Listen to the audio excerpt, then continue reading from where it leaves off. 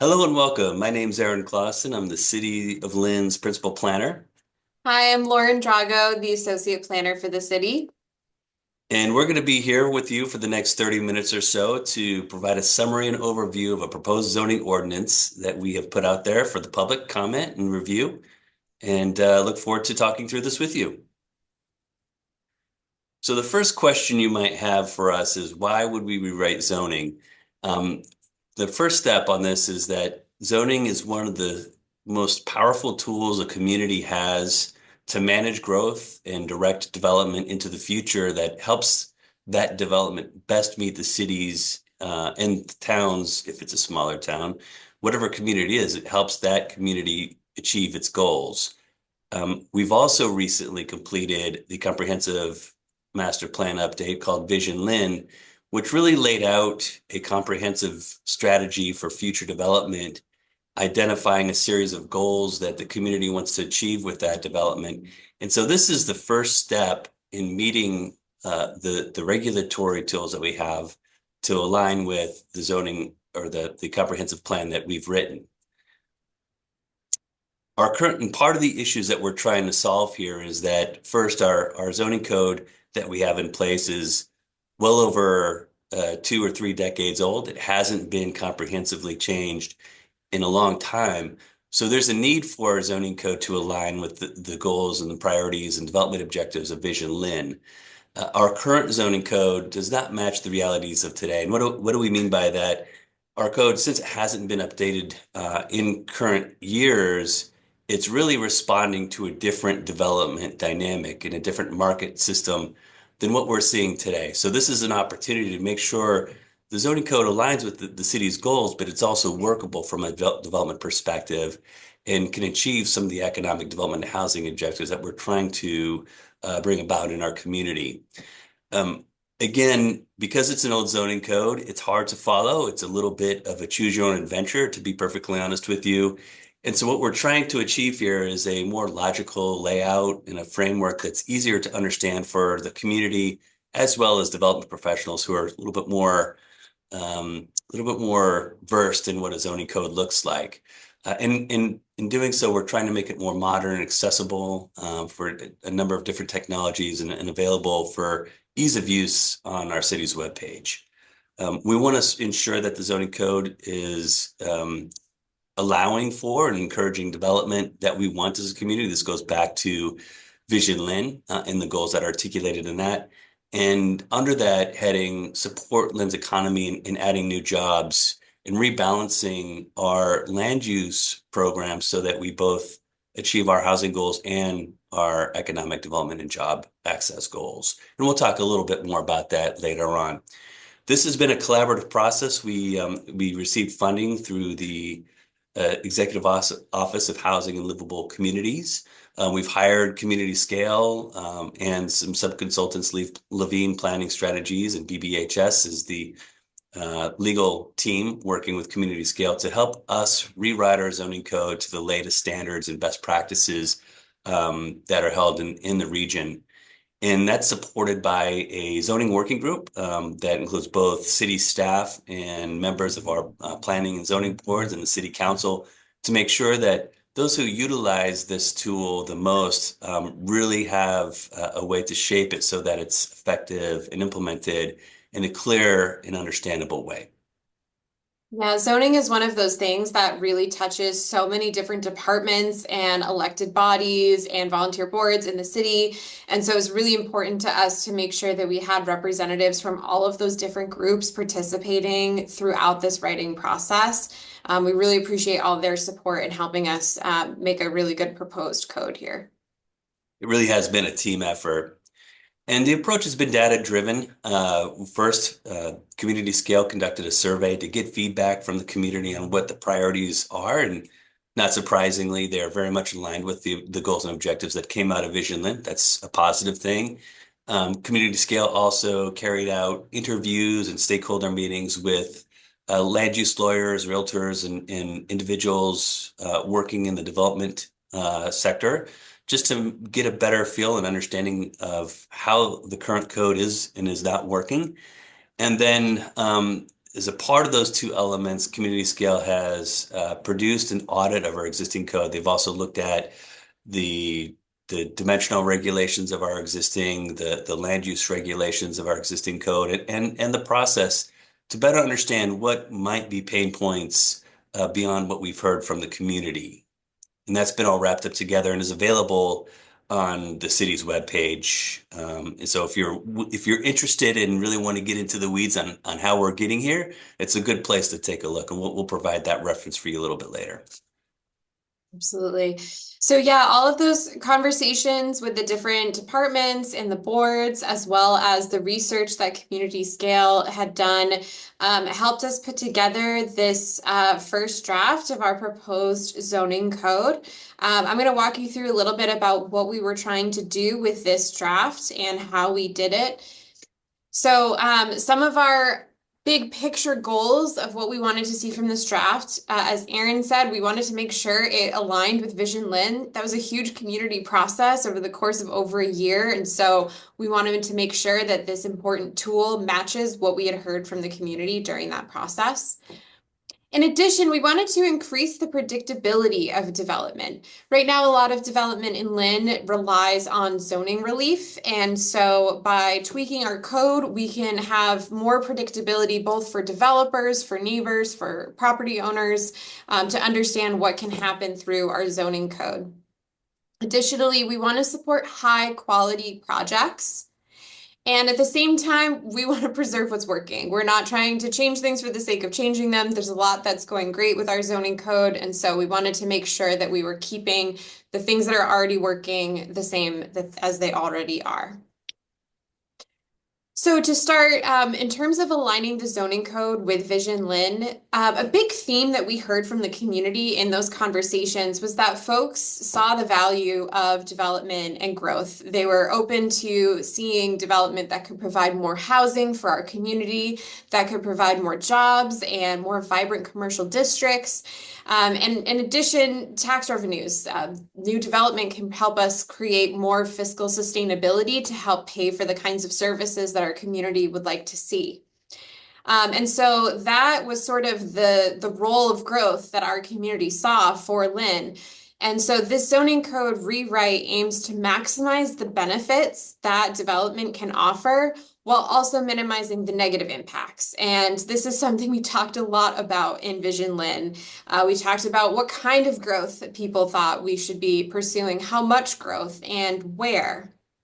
We've carried this through to these principles of growth that came out of Vision Lynn, but really helped guide us in the zoning code.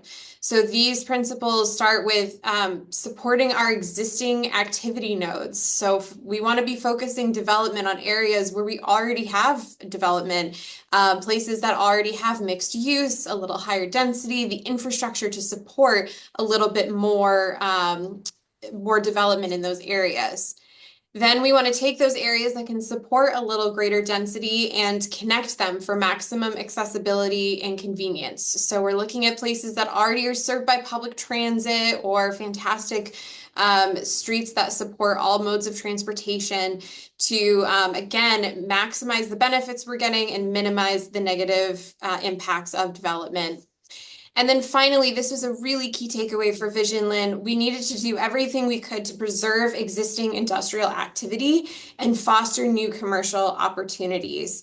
This was a huge theme of Vision Lynn, and it's really important when you look at charts like this.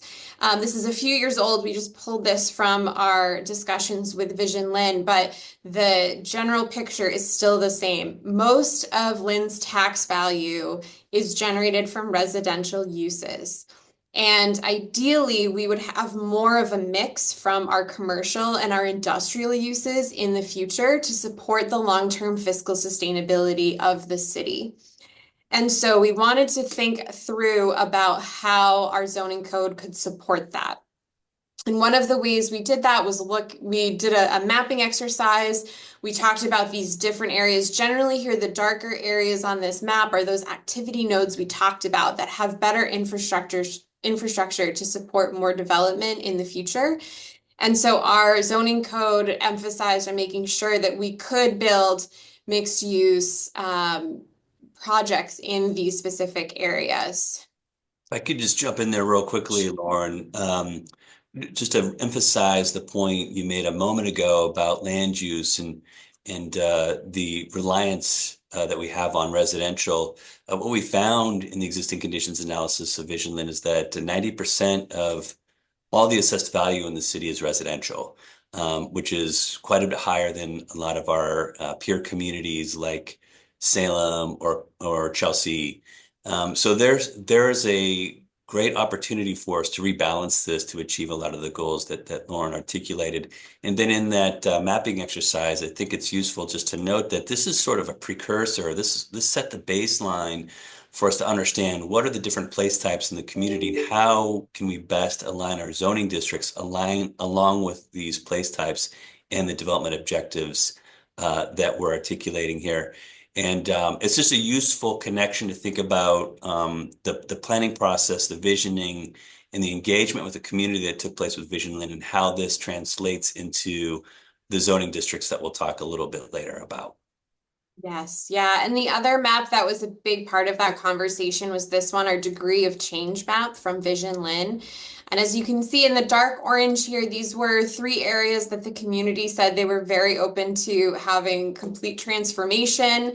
There's a few squares in downtown and other neighborhoods that we were open to enhancing, to supporting a little bit more change and development without completely rethinking how the place would look and feel. But you'll note that a majority of this map is in white. It's in maintain. And we really kept to that spirit when we were working through this draft zoning code, that we're trying to encourage development and transformational change in specific areas the community said they were interested in it, not necessarily from border to border throughout Lynn. So the proposed zoning code better defines our districts and maps them to where it makes sense today based on what we heard from the existing conditions and from the community priorities.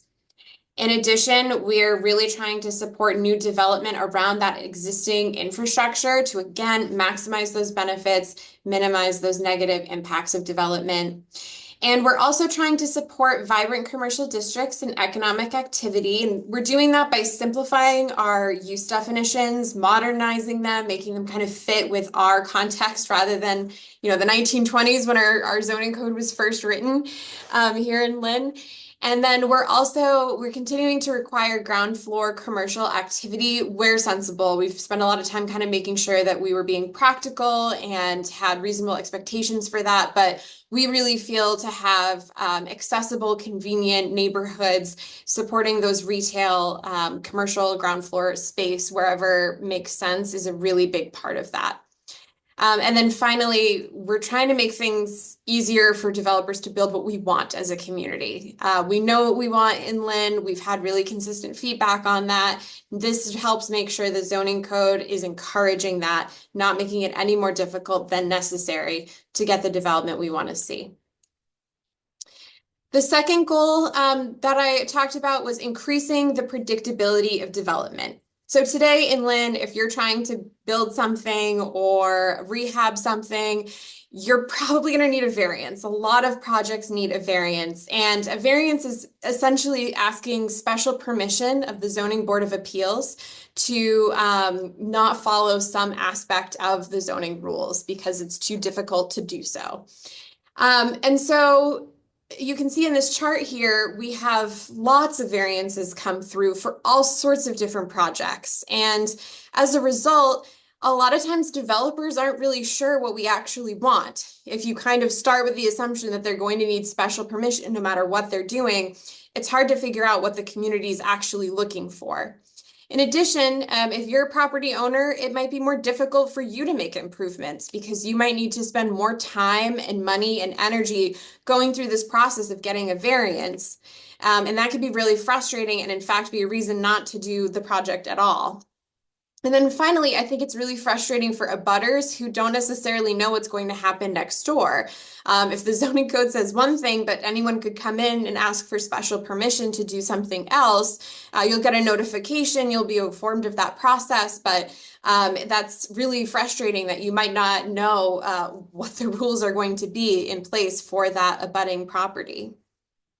Yeah, just a quick note on this. The amount and frequency of variances that are requested is an indication that your zoning code is a little dated and not really aligned with the development conditions of the day, and can cause challenges that Lauren just walked through. So this is an opportunity to again sort of organize, create predictability, and where we want it, see and encourage new development. Right. And you'll see in this chart too, it's the dimensional variances that are predominantly requested. And we see that in so many properties in Lynn. In fact, 9 in 10 parcels in Lynn are currently non-conforming with dimensional requirements. And that might mean that their lot size is smaller than it should be according to zoning code. They might not have as much frontage as they should according to the existing zoning code. Their building might be too big for the size of the lot, or the setbacks from the street might be too shallow. So really you're seeing, in dark gray here are the few residential conforming lots in the city. And again, to Erin's point, this is usually a sign that something is a little off in the zoning code and that it's time to take another look. So our zoning code tries to right size the dimensional requirements so that there will be fewer requests for variances. And Erin will talk about this in more detail a little later, but that was definitely a big priority in going into this draft. In addition, we updated the use table and the definition of our districts to make it easier for property owners to build what the community wants. We are working really hard to set clear requirements and a more understandable code. This can be helpful for property owners who maybe don't do this professionally, who just want to understand what's going on. But it's also very helpful for outside developers to, react to what the community said they want and be predictable for that community. And then it also enables property owners to rebuild an existing house. We had been hearing about some issues where if a house burnt down and needed to be rebuilt, that it was a very burdensome process to be able to get permission to do that because of the nature of the variances and how these dimensional regulations were structured. So we've attempted to solve for that in the proposed zoning code. The next goal we had was to support high quality projects. So again, making the zoning code easier to understand is one of the easiest ways a community can support that. If someone's looking to participate in and build development in Lynn, understanding the code, seeing that it's really easy to read, that makes a big difference. It also enables our city to set binding conditions through a more transparent site plan review process. A site plan review process is a tool that many communities use in order to review, especially big projects. It can't deny approval of a project that's not that kind of process, but what it can do is set conditions to improve it. And so this is where staff can work with developers to help make sure that we're getting a really high quality project, that we're solving for all those little headaches that can sometimes come up with a new project early in the process. In addition, previously mentioned this, but we're requiring ground floor commercial in mixed use districts to ensure convenience and vibrant neighborhoods, great places to live. In the waterfront, we're even requiring some new thoroughfares to repair the street grid in that neighborhood. The South Harbor plan really dove deep into where those streets could go, and this code asks developers to participate in making that a reality. And then we have a more contemporary reuse table here that improves opportunities for commercial and industrial and retail spaces. We'll talk a little bit more about that in a few minutes as well. And then finally, as I said, one of our other goals was to not break anything that wasn't already broken. And so there's a lot that's not changing in the zoning code. For example, our inclusionary zoning policy is not changing. Our parking requirements are not changing. The city council is still going to be the special permit granting authority. The districts might be simplified, they might have different names, but they still range from single family zoning district to up to 10 stories in the central business district. And then again, in white maintain areas of the map here that we looked at previously, the goal was to have zoning better match what was already there. We like the neighborhoods. People in Lynn love Lynn. We heard a lot of that in Vision Lynn. And so we're not trying to change the quality of those neighborhoods in the maintained district. So, Erin, I'm going to pass that back off to you to talk a little bit more about the proposed zoning map and how this actually comes to bear in the zoning map we've proposed. Yeah, great. Thank you, Lauren, and thank you for that overview of the zoning code changes and our objectives in those. One brief note before I move on to the zoning districts and some of the dimensional changes that we're proposing. As far as it relates to inclusionary zoning, this ordinance was adopted around 2 years ago. So we've had it in place. One thing we will be doing separate from this zoning amendment is to assess how that's working, better understand the market conditions, and propose any necessary changes in the future. I just want to note that because I know that is a key objective that came out of our housing production plan called Housing Lynn. And it's something that we see working at an initial level, but we want to give it a little bit more time to understand the changes that would be necessary and that could plug into this zoning amendment at a future point. But I just wanted to note that's something that's on it's on our radar. But to the zoning map, um, we would both encourage you to check out the entire proposed map on linnandcommon.com/zoning. This is the City of Lynn's Planning Department's project page, and there's a lot of great information about this process. There's also some of the documents we already referenced, the zoning audit. If you're interested in sort of diving into the analysis that leads us to this point, there's also a great tool on this webpage that gives you the opportunity to sort of scan back and forth at a real time on the existing zoning map and the proposed zoning map. Lauren's taken a moment to pull this up for you all. We won't dive into this at this very moment, but just wanted to share with you that that is available. So if you would like to get a better feel for what's actually happening in your neighborhood, you can really drill down into that mapping tool. And then Lauren's also showing the project page for the zoning rewrite and some of the resources that you can find there. But to some of the proposed changes, starting with the residential zoning districts, we currently have in our zoning code 5 zoning districts for residential. It's R1 through R5. Looking at this, we identified an opportunity to consolidate this a little bit. So we now have 4 residential zoning districts, starting with R1, which would be primarily a single family zoning district, up to R4, which would be multifamily. And what you can see on the screen right now here is an excerpt from the table that shows the kinds of land uses, the kind of housing projects that are allowed by right. That's the P. That means it's permitted by right.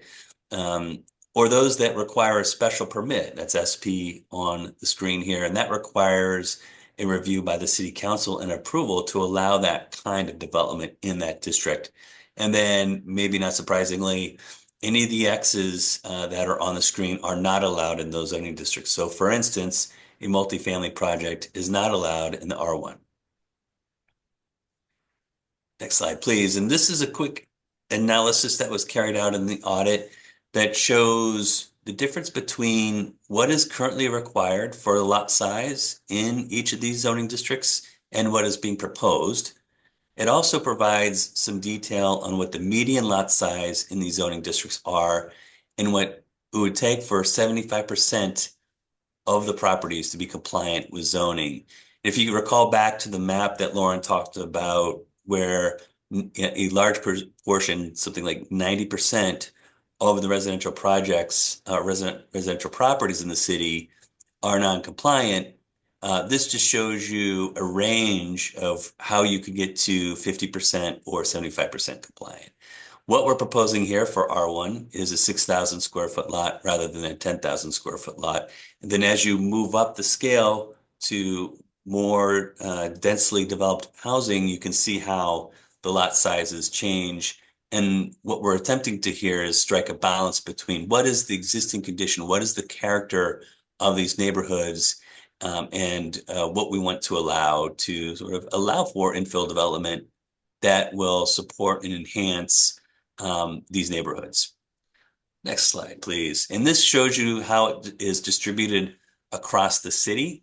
Again, not really going to delve into the details here of the different zoning districts and where they are geographically, but I think what you can probably tell here is that the lighter districts, the R1, the single family, sort of radiate from the edges of the city towards the center, where you see more multifamily districts, R2s, 3s, and 4s as you get closer to the center and closer to transit facilities and transportation infrastructure.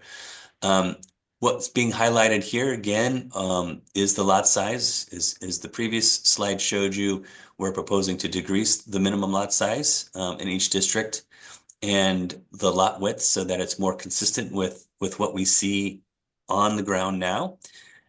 We've introduced some additional lot development and dimensional standards, again, sort of highlighting them with the red dashed box here. So impervious lot coverage, we're trying to limit the amount of impervious surface like asphalt or paved areas on a property so that we introduce or require a little bit more vegetation to increase the quality of life in these neighborhoods.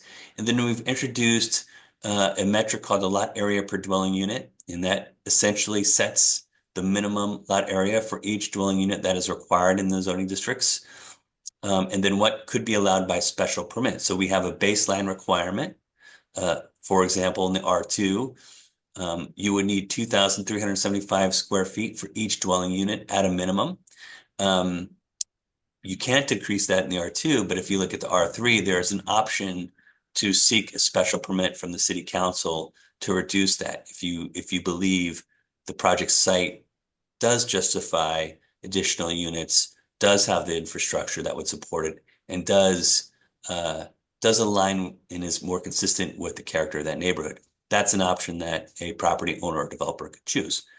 We've also added side setbacks for all residential properties. You can see here 5 feet for R1 through R3, and no setback for R4, which is consistent with our current zoning. And then in the bottom, we have a floor area ratio, which is essentially a density metric. This goes on top of dimensional standards like minimum and maximum building heights, and then the maximum number of stories that can be built on a property. If I could jump back one more second, Lauren, on that one. There's one thing I do want to note. We did identify under the existing zoning code, whether it was an R3 through R5, the lot area requirements, the minimum was much higher over existing conditions. You might recall it was 15,000 square feet for a lot in an R3. But the existing conditions show something very different, where the standard lot size was around 4,000 to 5,000 square feet with a 2 or maybe 3 unit property on it. It's what we call the middle housing. It's a great first-time home buyer situation. It's a great family type of housing that has 2 and oftentimes 3 bedrooms. And it's something that is missing across our region. And so what we are doing with this zoning change is we're flipping that, where we're reducing the minimum lot size considerably to be consistent, again, with that neighborhood, but we're adding a little bit more control in terms of density. So for the R3 and R2, you can see respectively, it's a max height of 40 feet or 35 feet, whereas the current zoning in the R3 through 5 allows 5, 6-story buildings in a neighborhood that really doesn't have that kind of character. So we're trying to add a little bit more of flexibility to allow for that middle housing, but ensuring that as that's built, it is it's consistent with that neighborhood. It feels like it should be there. Next slide, please. And then what we noticed in the audit was that in West Lynn, in this area here identified in blue on the left side of the map, there was predominantly a single family neighborhood. You know, the character neighborhood was primarily single family homes, but it was zoned for R2, which allows a duplex by right. And then in East Lynn, we saw the other side of that, where much or many of the properties on the east side of Lynn, identified here in orange, had 2 or 3 unit properties on them, a relatively walkable urban neighborhood. However, it was zoned for R1. And so there was a complete mismatch between what's going on the ground in those neighborhoods and what's allowed in zoning. So we're looking to rebalance that in this proposed amendment by introducing an R1 district in West Lynn and changing some of the R1 districts in East Lynn to multifamily or in some cases business. And what we see is that generally speaking, that change would result in around 390 fewer units than under existing zoning. So just to take you through an example of what I just described, this is a property at 98 Spencer Street. It's a vacant parking lot right now. It's on a lot that's undersized. As you might recall, I mentioned the requirement is 15,000 square feet. This is much smaller than that. And so with the zoning change in what we're proposing, instead of requiring a variance for something that is consistent and looks like buildings that are around it, the proposed zoning amendment would allow this project by right, which would be a 3-unit multifamily on the lot with parking that could have 2 or 3 bedroom units. And so this is an example of how the zoning can allow for something that can fit with the neighborhood and meet both our housing and economic development needs while mitigating impacts on both the feel of the neighborhood, but also the infrastructure that would need to support this. Another example is at 21 to 23 High Street. This is an example where the existing zoning in the central business district would allow up to 10 stories by right with a commercial front.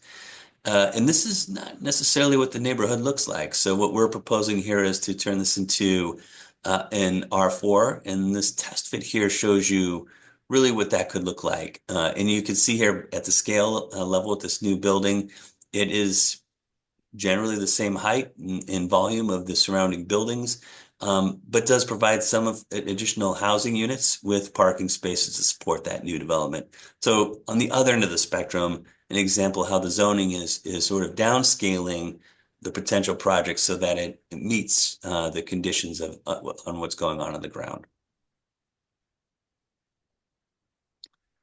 So moving to commercial and mixed use, again, referencing back to the place type map that was created in Vision Lynn. We again aligned the proposed zoning districts for commercial with this. So we have 3 different three different business districts. One is neighborhood, one's urban business, and one's central business. And then 2 mixed use districts that are high rise and mid rise. A medical village that consists of the former Union Hospital property by Linfield Street. And then a Riverworks transit-oriented development zoning district that encompasses the transformation district that we envisioned through Vision Lynn. And you can see this layout a little bit. I am not going to attempt to talk through this table with you at this moment, but I would again refer you to Lynn in Common because this can show you how these different districts are seeking to encourage new commercial and mixed-use development across the city, provide both housing and commerce and job creation. And then finally, we're looking to encourage and provide incentive for new industrial and research and development to create jobs and sort of rebalance that land use, the land use dynamic that we discussed earlier. And so we still have heavy industrial and light industrial districts. They're unchanged, but we are looking to increase the number of them And then we created a new research and development district based on the South Harbor implementation plan. And you can see this graphic here kind of illustrates what we mean by that. And that can be a range of things, but what you're seeing here is a ground floor light industrial user that has a high bay, a 15 to 25 foot ceiling height that can accommodate fabrication and manufacturing. And then on the upper floors, you see not necessarily as tall, but floors that can accommodate research and development, whether it's in the life science or the clean tech industry. So really maximizing how we can create jobs with limited amount of space. So this is what the R&D zoning district is seeking to achieve. Again, don't want to talk through this in detail at this very moment, but what we're trying to illustrate here is the continuum across commercial typologies from office and creative enterprises in the top left of the screen, which is sort of lesser impact. There's really no impact from in terms of noise, in terms of odor, the job or the kind of businesses that are operating there are generally office type. And then as you move to the bottom, you have heavy industry, which is your more typical heavy industrial uses that do produce noise and vibration. And we do want to make sure that we're not locating that near residential or other mixed use districts. And then there's uses in between, research and development, life science, advanced manufacturing, finished manufacturing, processing, pharmaceutical production, beverage and food processing. And you can see how that lays out in that continuum of commercial districts from B1 to, which is the neighborhood business, to heavy industrial on the right. So that's how we're thinking about commerce and commercial uses and where we can appropriately locate them and encourage those kinds of investments. Yeah, and this really goes back to what we were saying before from Vision Lynn about increasing the benefits we get while managing for the negative impacts. This is a classic example of trying to consider what challenges you would have from this kind of development and manage those from the zoning code from the start. This is a graphic from our South Harbor implementation plan, and I think is a great example of how we're aligning the zoning code with the planning processes that have been carried out. And what this map is showing is two key things. One is the proposed land uses that we want to see. In the purples, you're seeing more industrial and research and development type of land uses that we just talked through. And then in the orange are more mixed use that is a little bit more emphasizing residential, but does allow for commercial. It does require commercial on the ground floor. There's also proposed roadways and a street network that is part of this to ensure that this new development is adequately served with transportation access, both in the roadway network itself, but also in connecting up transit opportunities with the former or the existing River Works station, a reconstructed Linway, and then not so far outside of this map is the new ferry service that's available. So this lays out a strategy for redevelopment of the waterfront and really informs how we change zoning.